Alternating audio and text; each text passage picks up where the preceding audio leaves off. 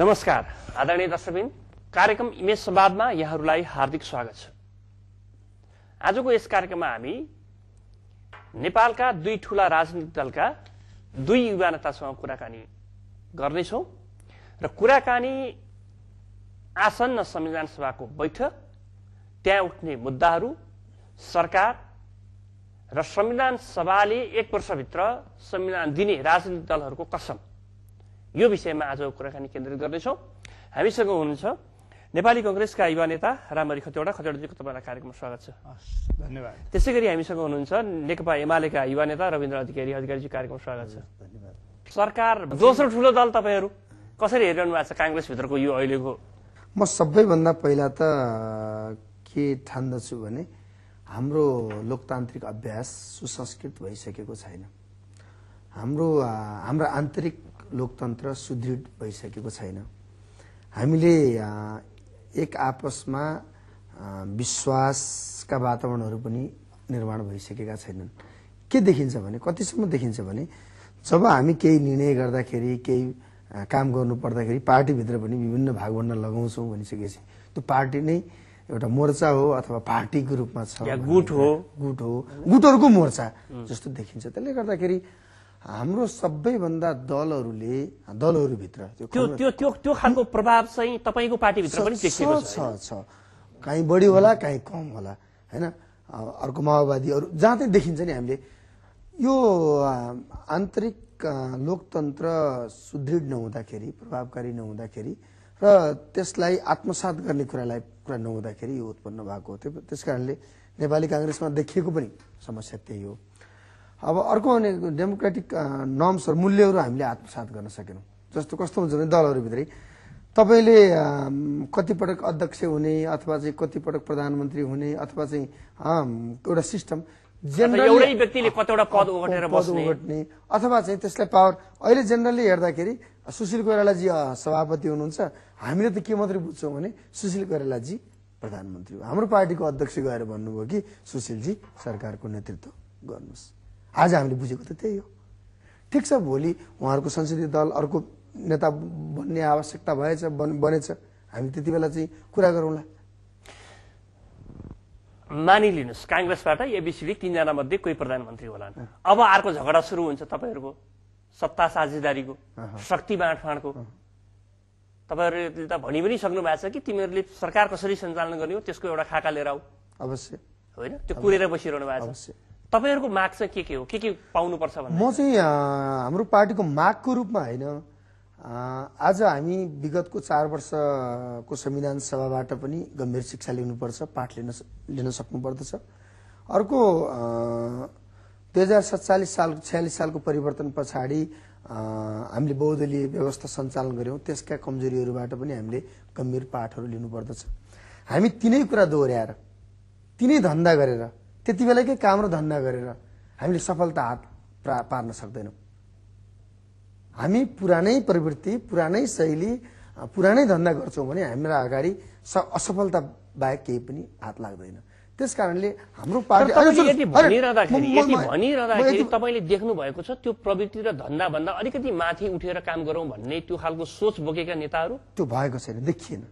तर त्यसकारणले हाम्रो प्रस्तावले के भन्छ भने आज हामी 1 वर्षभित्र संविधान निर्माणको सुनिश्चितता पनि गरौँ, नम्बर 1 हाम्रो पार्टीको अहिलेको। दोस्रो, नयाँ जनादेश आएको छ, नयाँ जनादेश अनुसार इन्स्टिट्युसनहरूलाई अपडेट पनि गरौँ। हामी संविधान निर्माणका प्रक्रियाहरूलाई पनि राम्रोसँग चाहिँ होइन कसरी लैजान्छौँ हामी त्यो कुरा गरौँ। र सरकार निर्माणका निम्ति हाम्रो दुईटै कुरा छ, हामी दुईटैमा ओपन छौँ। हामी अहिले भनिरहेछौँ सहमतिको सरकार आवश्यक हो। त्यसकारणले कहिलेसम्म आवश्यक हो? संविधान जारी नभइन्जेलसम्म। संविधान जारी नभइन्जेलसम्मको लागि हामी सहमतिको सरकार निर्माणको पक्षमा छौँ र त्यसमा हामी कुन ठाउँमा रहेर सहयोग गर्नुपर्छ हामी त्यसका लागि तयार छौँ। तर हाम्रो डेमोक्रेसी भद्रगोल भयो, क्वाटी भयो भन्छ कतिपयले चाहिँ। भद्रगोल मिसावटले क्वाटी पनि बन्दैन भनेपछि यति भद्रगोल भयो कि हामी सहमतिको नाममा कोही जवाफदेही लिनै नपर्ने, सबै सत्तापक्ष हुने, अनि कोही प्रतिपक्ष भएर त्यसको सजग गराउने, सचेत गराउने, होइन? सत्तापक्ष असफल हुँदाखेरि प्रतिपक्ष चाहिँ आउने, यो सिस्टमै भएन। त्यसकारणले संविधान निर्माणका भोलिपल्टदेखिबाट ठूलो पार्टीहरू कांग्रेस र एमाले दुईटै सत्ता पक्षमा बस्नु भनेको हाम्रो डेमोक्रेसीलाई फेरि बदनाम गराउनु हो। हामी यो प्रक्रियालाई अवरुद्ध गर्नु। भनेपछि संविधान नबन्दासम्म चाहिँ तपाईहरु सरकारमै सामेल भएर संविधान बनाउने दिशामा केन्द्रित हुनुहुन्छ। हामी माओवादीलाई पनि त्यो ठाउँमा ल्याउन चाहन्छौँ। त्यसपछि चाहिँ या त कांग्रेसले सरकारको नेतृत्व गर्ला या एमालेले नेतृत्व गर्ला या अर्को पार्टीले गर्ला, जसले गर्ला, तर प्रतिपक्षी हुनुपर्छ भन्ने। प्रतिपक्ष हुनुपर्छ, स्ट्रङ प्रतिपक्ष। तर एमाले त्यसमा पनि अर्को प्रतिपक्ष भएर हुँदैन। कांग्रेस र एमाले मध्ये नै एउटा सत्तापक्ष हुनुपर्छ, एउटा प्रतिपक्ष, किनभने यो दुईटा मेजर पार्टी। त्यसै भएर हो एमालेले प्रत्यक्ष को त करिब करिब परिणाम आइसकेको थियो, समानुपातिको परिणाम आउन पाउँदा नपाउँदै राष्ट्रपतिको चर्काएको। राष्ट्रपतिको मुद्दा चाहिँ लाई अब बुझाइमा फरक भयो। म चाहिँ के भन्छु भने हाम्रो पार्टी एमाले जुन मुद्दा राष्ट्रपतिको लिएर आयो अत्यन्तै हतारका साथ लिएर आयो भन्ने टिप्पणी बाहिर त तपाईले सुन्नु भएको हैन। अब विषय राष्ट्रपतिको उठिसकेपछि त्यही हाम्रो मिडिया हामी सबै त्यस्तै छ नि त। त्यो विषय आएपछि हरेकलाई चाहिँ कमेन्ट गर्नुपर्छ र हरेकलाई बोल्नुपर्छ। एउटाले चाहिँ राष्ट्रपति त चाहिँ अब संविधान नबनिन्जेलसम्म उस्तै गरी जुग नफेरिन्जेलसम्म चाहिँ बदलिँदैन भन्छ। अर्कोले के भन्छ आएर राष्ट्रपति त क्या चाहिँ संविधान सभाको निर्वाचनमा राष्ट्रपति चाहिँ को बनाउने भनेर भन्नुभएको थियो र राष्ट्रपति फेरिँदैन। यो विषयभन्दा बाहेक अरू विषयमा छलफल हुन्छ भन्न थाल्छ।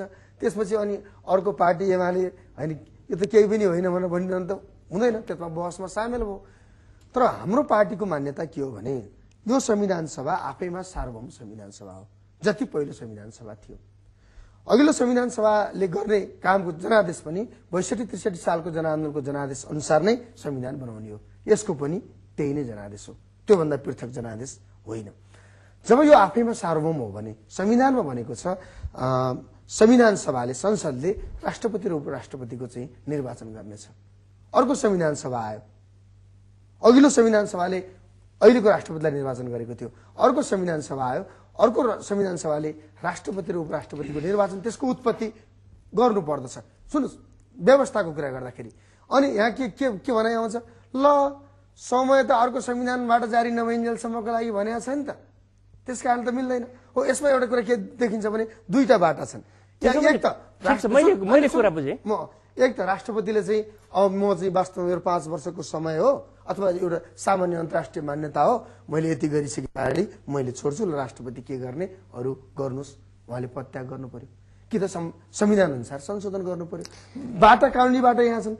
तर मूल्यको कुरा गर्नुहुन्छ भने, डेमोक्रेटिक नर्म्सको कुरा गर्नुहुन्छ भने त नयाँ संविधान सभा संसद बनिसके पछाडि त्यसले अघिल्ला उसले निर्माण गरेका चाहिँ जति पनि इन्स्टिट्युसनहरू हुन् त्यसले अपडेट गर्नुपर्छ। त्यसो हो भने त्यसकारण एमाले आफूलाई राष्ट्रपति चाहियो भन्नका लागि यो विषय उठाएको होइन।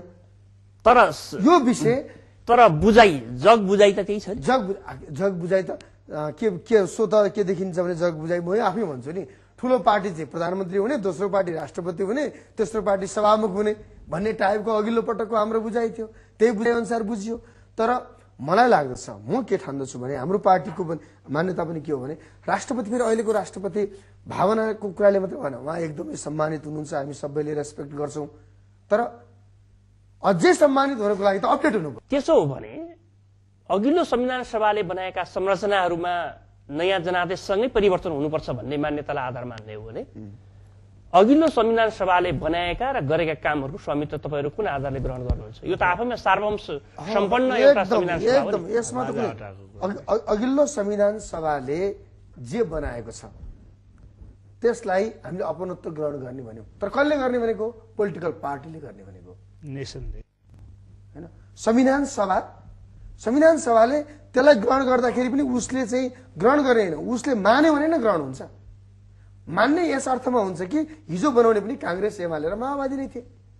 यो पोलिटिकल पार्टीका हिसाबले यो कबुलियत नाममा त तपाईहरुले संविधान सभाको निर्वाचन गर्नु अगावै भन्नुभएको थियो कि हामी मान्छौं भनेर। तर राष्ट्रपतिलाई परिवर्तन गर्छौं भन्ने कुरा त त्यहाँनेरि काई कबुलियत नाममा गर्नु भएन। यसमा त एकदमै क्लियर छ कि ती इस्युहरुकै साथ हामी निर्वाचनमा गएका थियौं।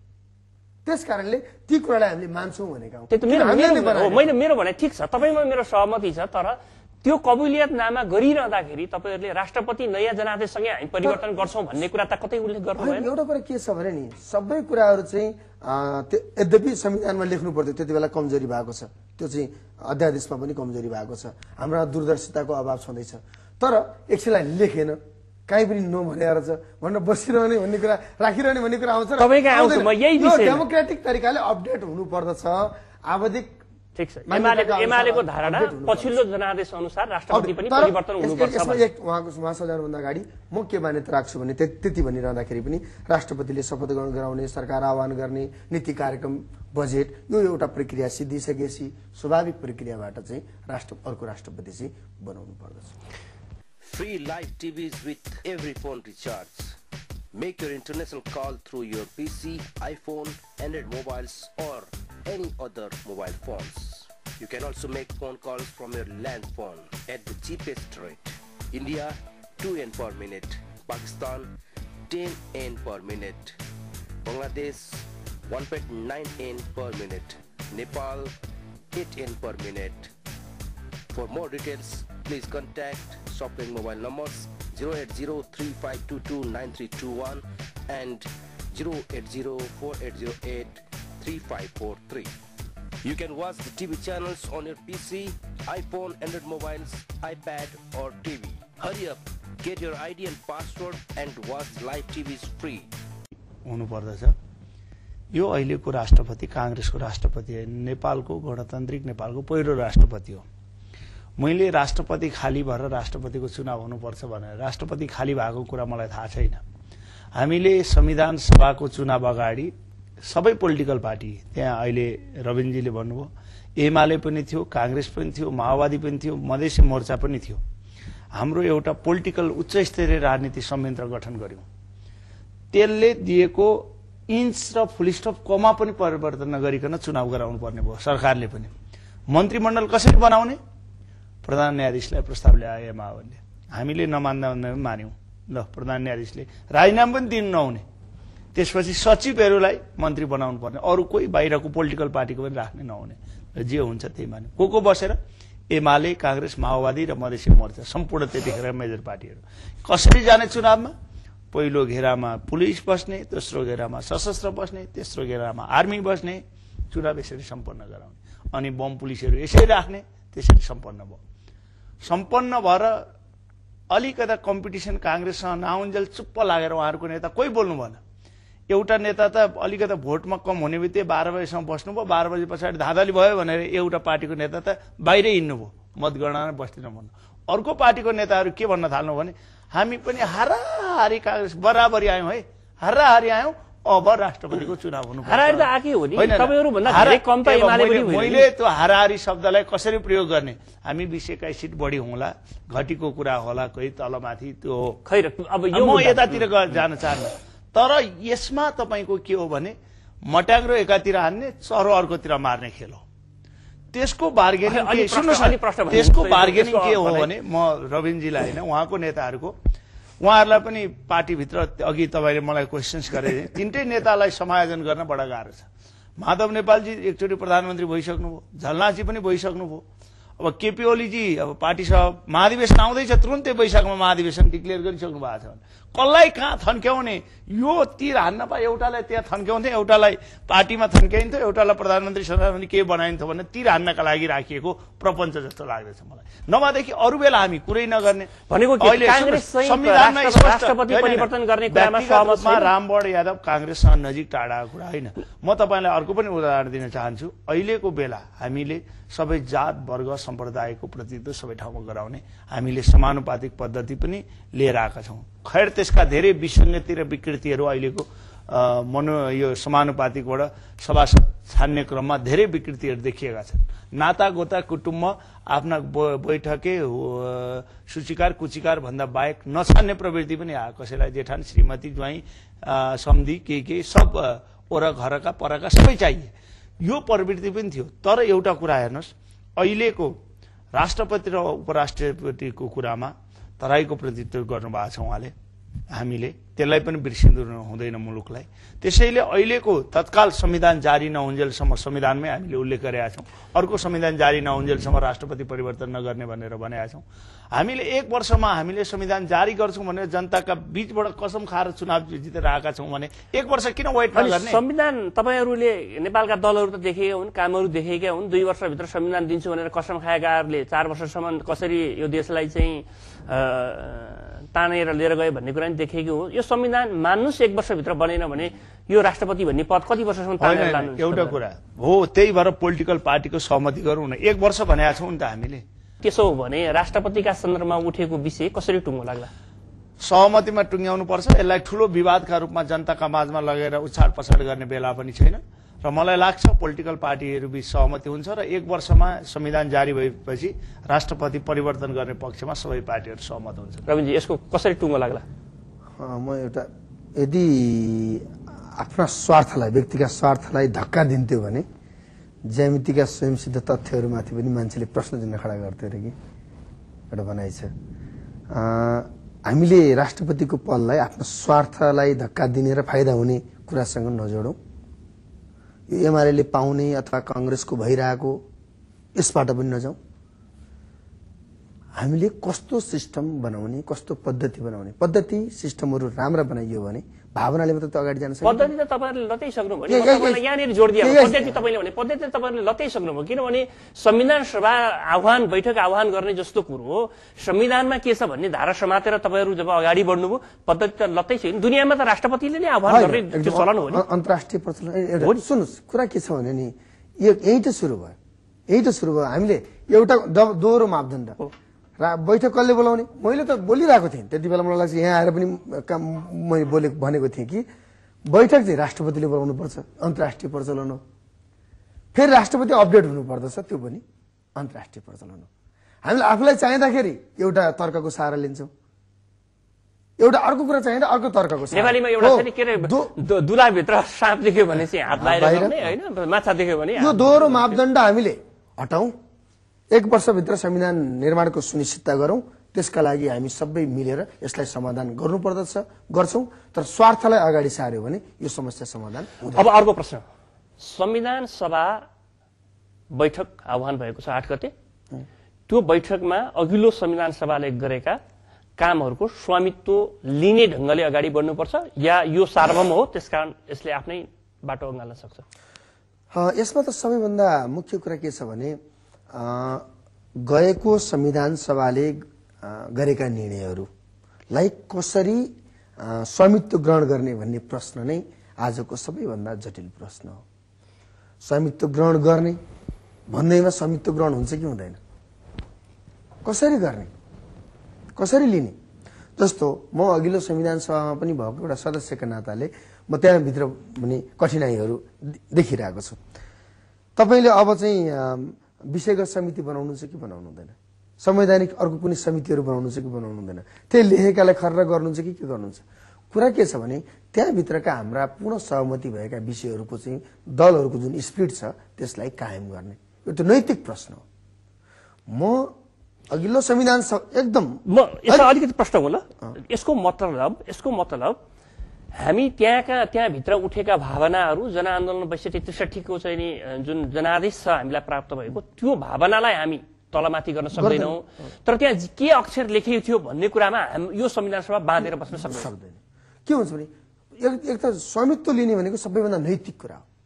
हिजो तपाईँ त्यो पार्टीले त्यो विचार राख्ने, आज बदले भन्दै जान मिल्छ कि मिल्दैन, यो नैतिक प्रश्न हो।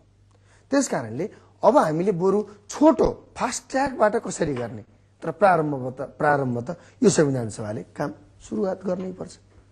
ती विषयलाई चाहिँ कसरी गर्ने, तिलाई नैतिक रूपमा जवाफदेही कसरी बन्ने, हिजो आफूले भनेका कमिटमेन्टहरूप्रति कसरी त्यहाँभित्र। तर यो कुरा चाहिँ पछि सुरुवाती बैठकमै यी कुराहरू आउनु पर्यो होइन, प्रश्न हुनु पर्यो। नियमावलीमा चाहिँ अहिले त्यहाँ छलफल चलिरहेछ।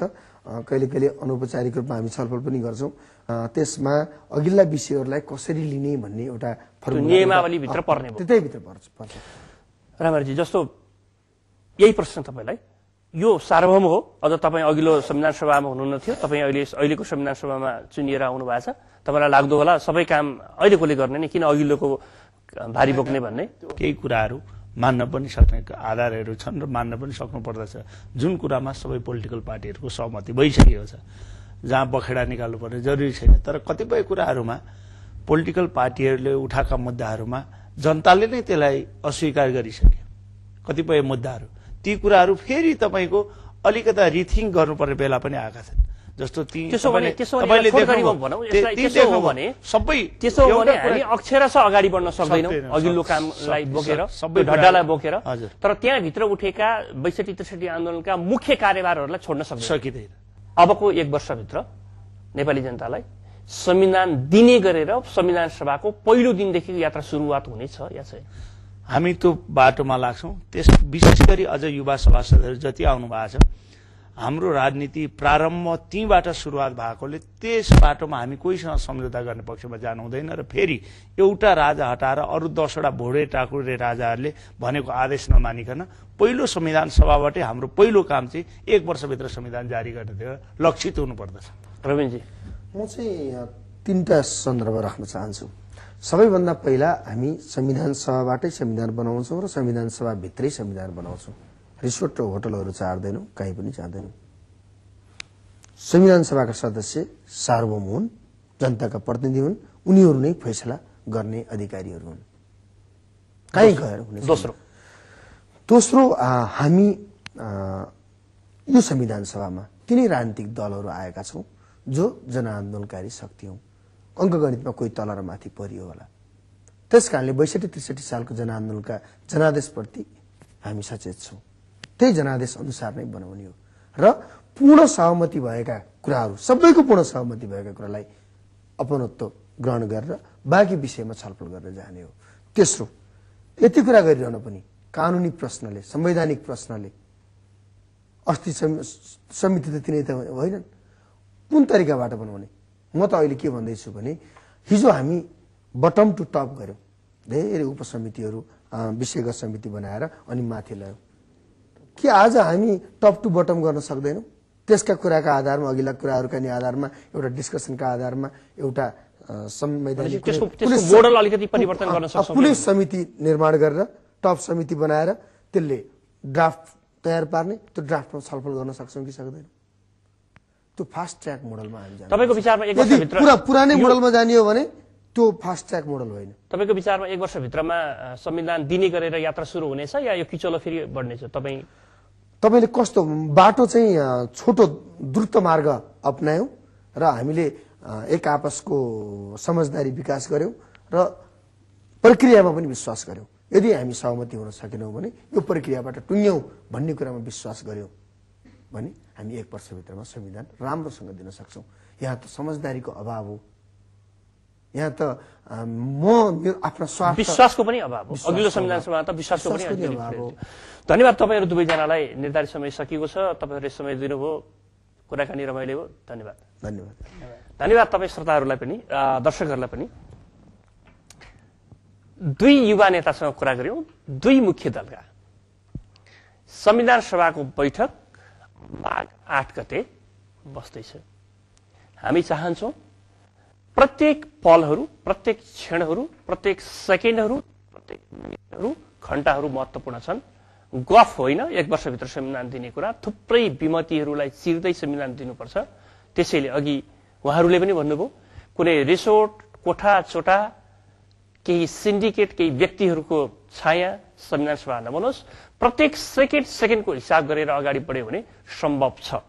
थुप्रै असम्भव कामहरू सम्भव बनाउने मान्छे नेपालको संविधान सभाले 1 वर्षभित्र संविधान दिन सम्भव छ। तर समयको ख्याल गर्नुपर्छ। समय सबैभन्दा ठूलो बलवान हो।